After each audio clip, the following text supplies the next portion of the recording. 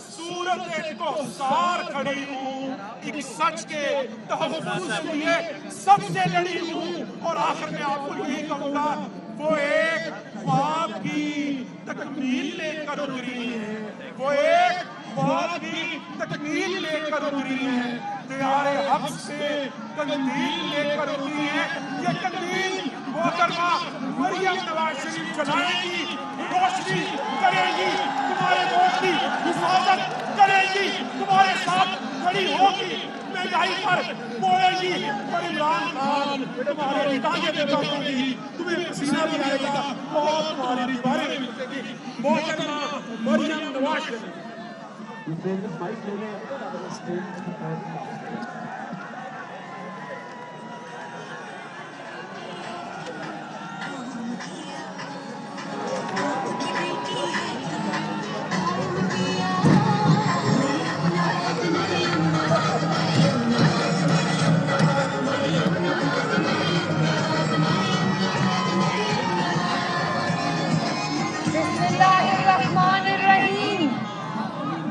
बहावलपुर दे भेड़ों ते भराओ,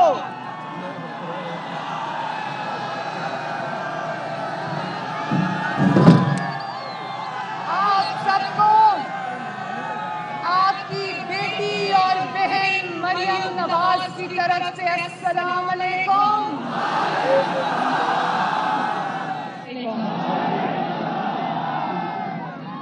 बहावलपुर वालों, आज आपने कमाल कर दिया, कमाल कर दिया, माशाअल्लाह। तकरीर मैं बाद में करूंगी, पहले मेरे साथ मिलकर बहावलपुर जिंदाबाद का नारा लगा दो। बहावलपुर जिंदाबाद, बहावलपुर जिंदाबाद। आपको पता है कि मैं तकरीबन 2 बजे सऊद मजीद साहब के घर से निकली थी।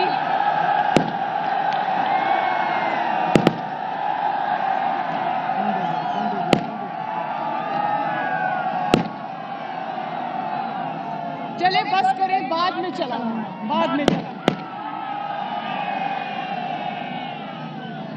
मैं तकरीबन 2 बजे बहावलपुर में सऊद मजीद साहब के घर से निकली थी, और अब क्या टाइम हो गया? 8 बज गए। 2 बजे से लेके 8 बजे तक बहावलपुर के लाखों, हजारों नहीं लाखों अवाम मुझे सड़क पर मेरे साथ चले माशाअल्लाह।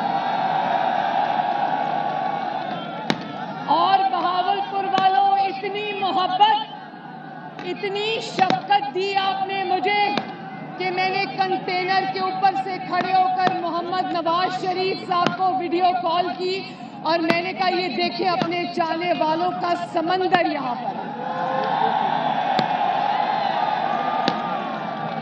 एक चीज मैं बता दूं बहावलपुर वालों, मोहम्मद नवाज शरीफ आपसे बहुत टूट के मोहब्बत करता है, और आज आपने नवाज शरीफ की मोहब्बत का जवाब पहले से भी बढ़ के दिया है। जिंदाबाद बहावलपुर, जिंदाबाद। आज आपने नवाज शरीफ की मोहब्बत का जवाब पहले से भी बढ़ के दिया है। जिंदाबाद बहावलपुर, जिंदाबाद। और मैं बहावलपुर वालों, मैं ये कहना चाहती हूँ,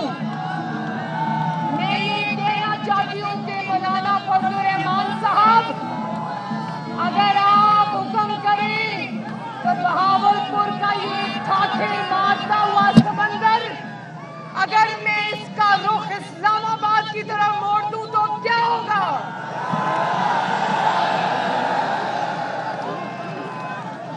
महंगाई के तंग आए हुए, पहले मुझे ये बताओ हाथ उठा के कि महंगाई से कौन कौन तंग आया हुआ है? तो अगर जमहूरियत के चाहने वाले वोट को इज्जत दो का नारा लगा कर वोट को इज्जत छीनने के लिए बेताब, अगर इस समंदर को आज मैं इस्लामाबाद की तरफ मोड़ दूं तो जाली वज़ीर आज़म याद रखे, उसको मुंह छुपाने की जगह नहीं मिलेगी।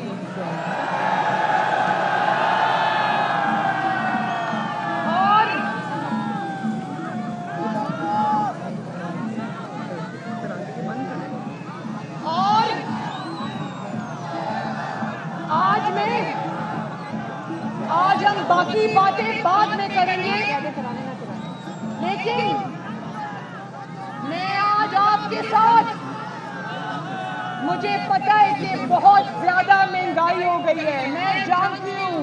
मुझे नवाज शरीफ साहब ने कहा कि भावलपुर जाओ और लोगों की तकलीफ का एहसास करते हुए उनके साथ खड़ी हो और उनको बताओ कि मैं अपने लोगों के लिए जो महंगाई से पिस रहे हैं, जो इस जाली हुकूमत की नालायकी से पिस रहे हैं, मैं उनके लिए लड़ूंगा और इंशाअल्लाह उनका हक उनको दिलवा के रहूंगा।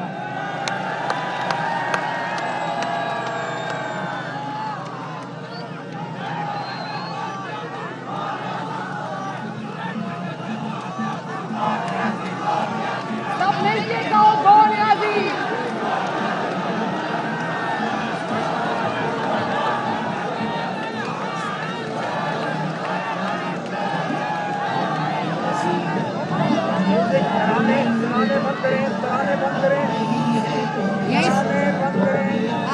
यहाँ से कर दे बलीग भाई,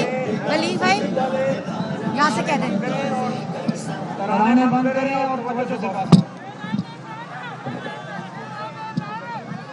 जरा मुझे बताना, तो भागलपुर वालों जरा ये भी बता दो कि इन जाली असेंबलियों में बैठे रही या इस्तीफा दे दें। जरा आवाज नहीं आई, दोबारा बताओ, जाली असेंबलियों में बैठे रही या इस्तीफा दे दें।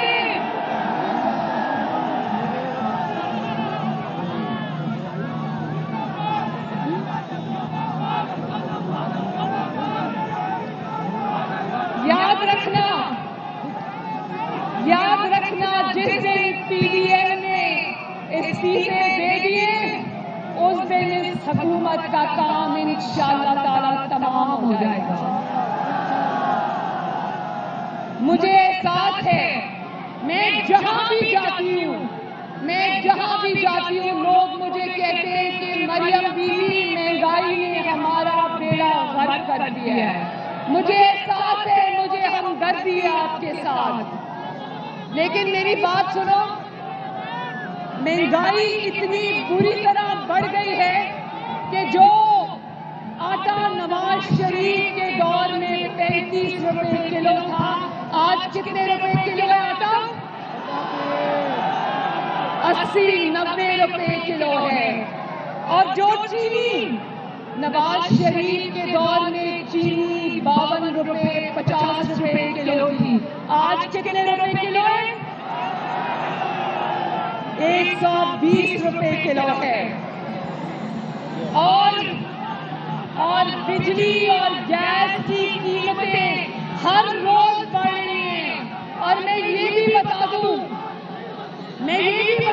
कि ऐलान हो चुका है, IMF ने कहा है कि बिजली की कीमतें 25% बढ़ानी पड़ेंगी।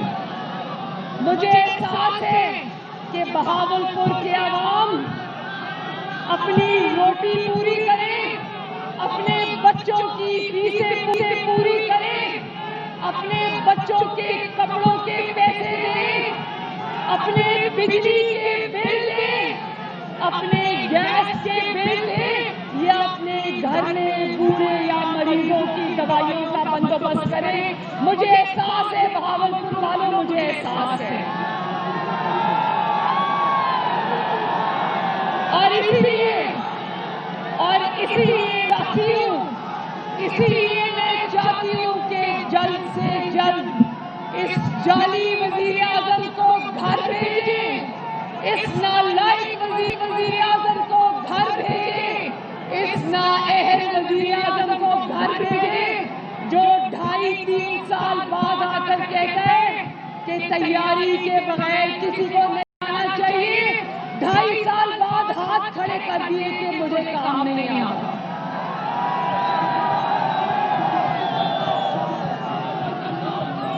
और मुर्गी की कीमतें कहां से कहां पहुंच गई है, और मुर्गी को छोड़ो, मैं इस मुल्क में अब कोई सब्जी खाने के काबिल भी नहीं है।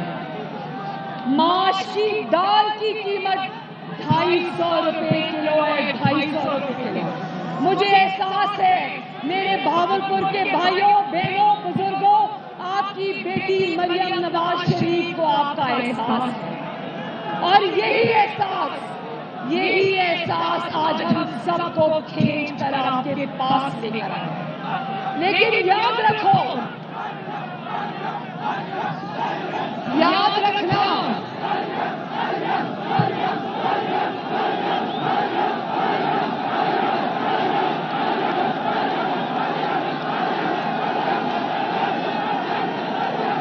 बड़ी मेहरबानी, शुक्रिया।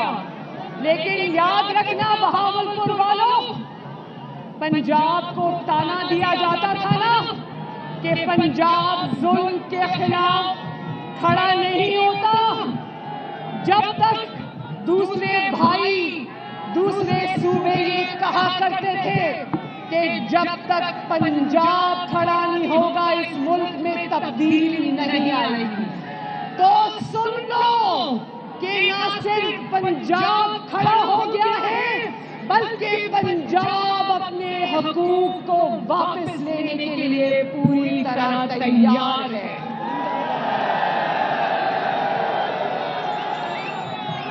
और जानते हो ना, ये बात जानते हो ना कि जब पंजाब खड़ा हो जाता है तो किसकी टांगे कांपती हैं, पता है ना? तो ये जो इतना खौफ है, इतना डर है, ये बिला वजह नहीं है। एस्टैब्लिशमेंट भी देख रही है, सिलेक्टर्स भी देख रहे हैं, और सिलेक्टेड भी देख रहा है कि पंजाब के अवाम खड़े हो चुके हैं। माशाअल्लाह, बोलो पंजाब के अवाम अपना हिस्सा, अपना हक छीनने के लिए तैयार हो। आपके जिस वोट पर सिलेक्टेड ने डाका डाला था, वो वोट वापस लेने के लिए तैयार हो। इस जाली हुकूमत को घर भेजने के लिए तैयार हो।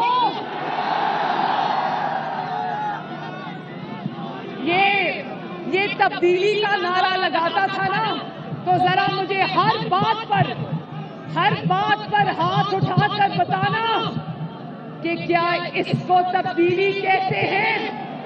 बताओ कि क्या लोगों के घरों में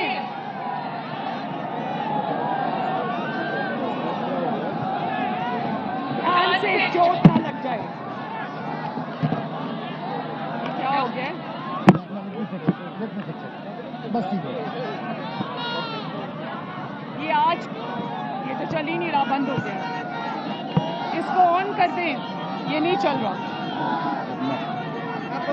हेलो,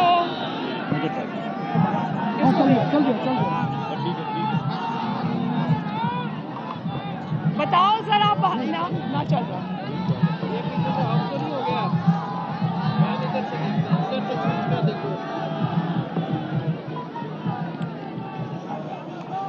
हेलो, यार इसके ऊपर बटन होता है, क्या हो गया?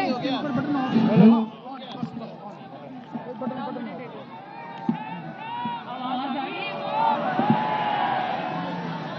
तो मुझे बताओ, क्या महंगाई के इस तूफान को तब्दीली कहते हैं?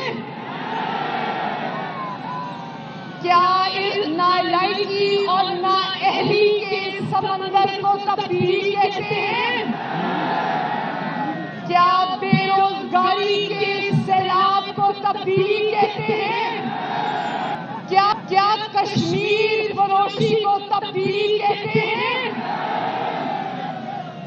क्या कौमी मफाद फरोशी को तब्दीली कहते हैं?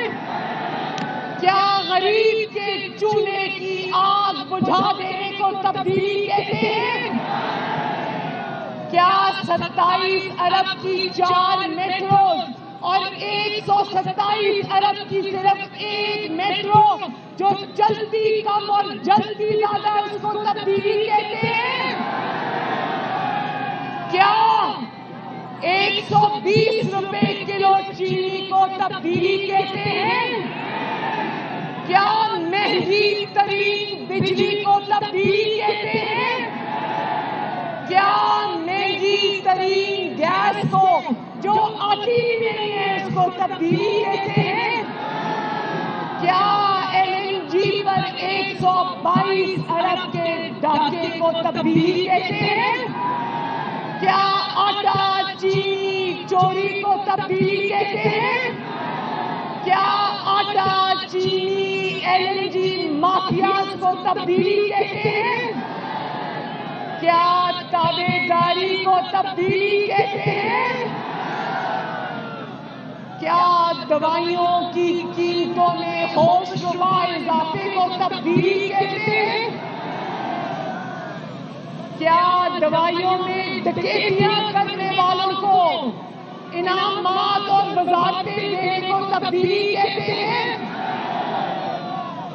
क्या गरीब की झोंपड़ी को गिरा देने और बनी गाला के एकड़ों पर फैले महल को रेगुलराइज कराने को तब्दीली कहते हैं? क्या लाकानूनियत को तब्दीली कहते हैं? मुझे बहुत अफसोस से ये कहना पड़ता है कि आज मैंने देखा इस्लामाबाद में कल रात को 22 साल के एक लड़के को जो ऊबर का ड्राइवर था और मेहनत करके अपने घर वालों का पेट पालता था, तो 22 साल के एक लड़के को जो ऊबर का ड्राइवर था और मेहनत करके अपने घर वालों का पेट पालता था, उसको पुलिस ने सामने से गोलियां मारकर मार दिया। और यकीन करो वो तहरीके इंसाफ का मानने वाला था, उसके लिए किसी तहरीके इंसाफ को और जाली वज़ीर आज़म को आवाज उठाने की जरूरत नहीं हुई। हम आवाज उठा रहे इस 22 साला बच्चे को जिसको इस्लामाबाद की सड़कों पर शहीद कर दिया गया। इसी तरह बलूचिस्तान में आज कई कान में कोयले की कान में काम करने वाले कारकुन आज शहीद हो गए। किसी की कान पर झूठ नहीं रहेगी। मैं ये जानती हूँ, बताओ मुझे, क्या इस बेहिस हुकूमत को तब्दीली कहते हैं? और फिर कहता है, और फिर बार बार ये बात कहता है कि फौज जानती है मैं करप्ट नहीं हूँ। बार बार ये कहता है कि फौज जानती है मैं करप्ट नहीं हूँ। तुम 2 लाख रुपया तनख्वाह लेते हो और 300 कनाल का महल चलाते हो जहाँ तुमने दर्जनों नौकर रखे हुए हैं। ये पैसा तुम्हारे पास कहाँ से आता है? और फिर भी तुम जानते हो कि फौज कहती है कि मैं करप्ट नहीं हूँ।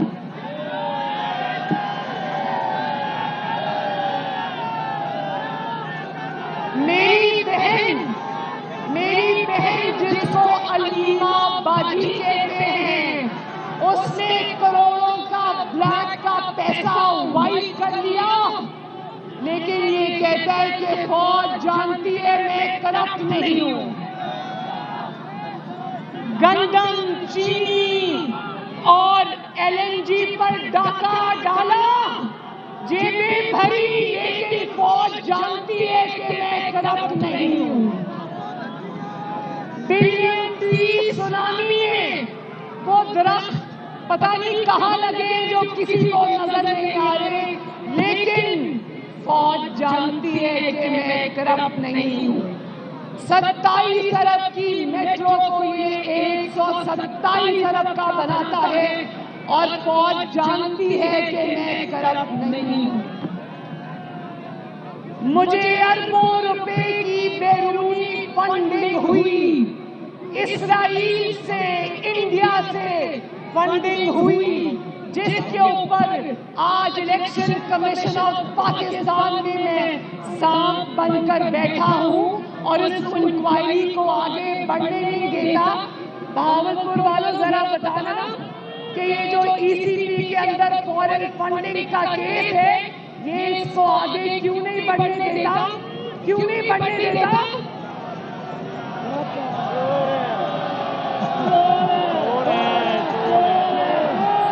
बताओ जरा।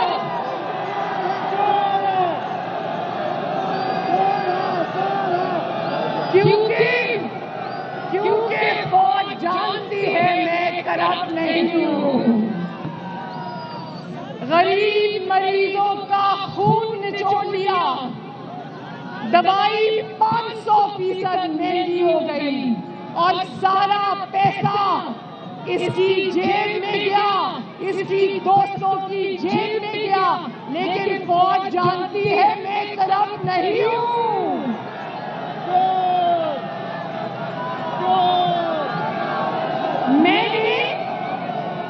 मैंने सुनो, ये ताबेदार खान कहता है कि मैंने करोड़ों और अरबों रुपए लूटने वाले अपने दोस्तों को नैब से बचाया, मुल्क से फरार कराया, लेकिन फौज जानती है कि मैं करप्ट नहीं हूं।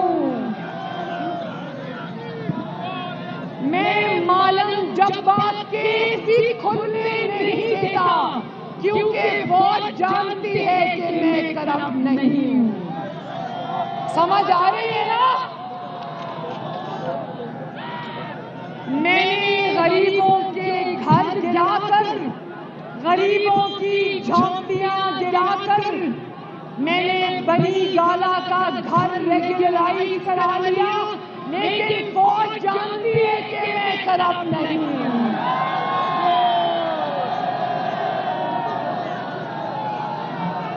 मेरी बात सुनो, मैंने एक ईंट लगाए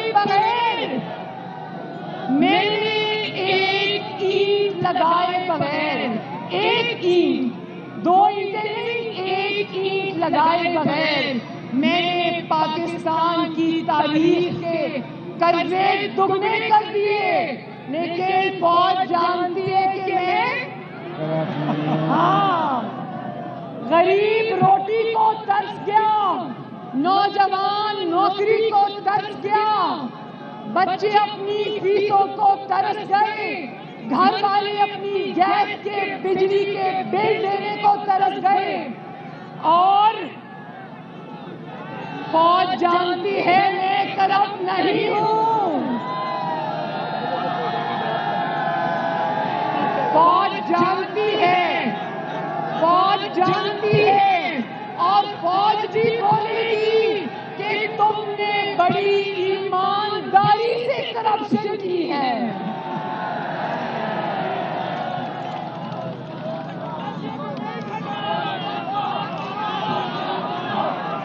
और ये देखो, 1 मिनट, और ये देखो, ये कौन खड़ा है? नहीं, ये कौन खड़ा है? शेरे पंजाब। एक दफा फिर एक आवाज में बता दे, ये कौन खड़ा है? शेरे पंजाब। ये खड़ा है नवाज शरीफ का शेर राना सनाउल्लाह। ये भी जानते हो ना, ये भी जानते हो कि राना सनाउल्लाह के ऊपर क्या केस डाला था?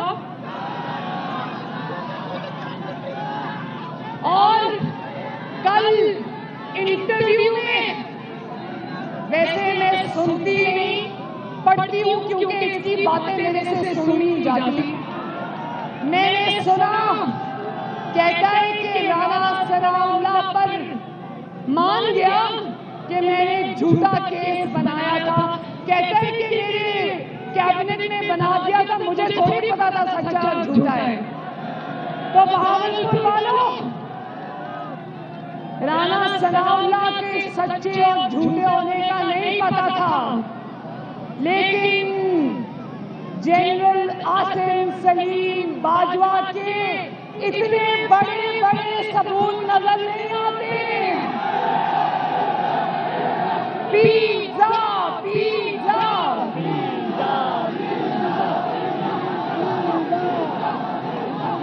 लेकिन मेरे साथ मिलके बोलो, राणा सनाउल्लाह को मैं झूठे केस में पकड़ लेता हूं, लेकिन आसिम सलीम बाजवा को खतरों के सबूत होने के बावजूद मेरी हिम्मत नहीं पड़ती, क्योंकि फौज जानती है कि मैं करप्ट नहीं हूं।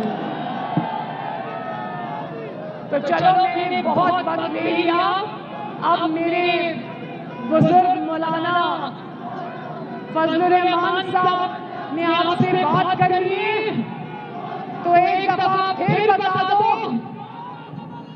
वैसे एक बात बताऊं, इस हुकूमत से निजात क्यों जरूरी है, मैं कसम खाकर कहती हूं, और आप लोग मेरे से ज्यादा बड़ी कसम खाकर कहोगे कि पाकिस्तान की 73 साला तारीख में इतनी नालायक, इतनी करप्ट और इतनी नाअहल हुकूमत पाकिस्तान में नहीं है।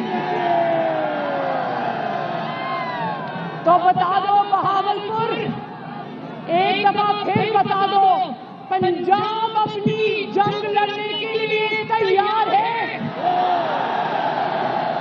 पंजाब अपना छीना हुआ वोट वापस लेने को तैयार है।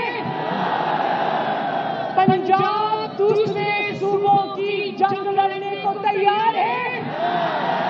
पंजाब विफाक की जंग लड़ने को तैयार है। पंजाब पाकिस्तान को इस नाअहल और करप्ट आदमी से निजात देने के लिए तैयार है। और अगर मरियम नवाज शरीफ आपको कॉल देगी तो इस्लामाबाद की तरफ मार्च करोगे, लड़ोगे, बैठोगे, अपना हक छीनोगे। जिंदाबाद बहावलपुर, जिंदाबाद मेरा सोना पंजाब, जिंदाबाद नवाज शरीफ, शहबाज शरीफ, हमजा शहबाज, और मेरे साथ मिलकर आखिर में पाकिस्तान जिंदाबाद का नारा लगा दो। पाकिस्तान! बहुत बहुत शुक्रिया। मरीम नवाज बहावलपुर में खिताब कर रही थी दिल्ली से, और हुकूमत पर तनकीद कर रही थी, कह रही थी Fly with PIA and save gold. Register now. Scan QR code and register yourself to get gold and loyalty benefits. Powered by ARY Sahulat Wallet.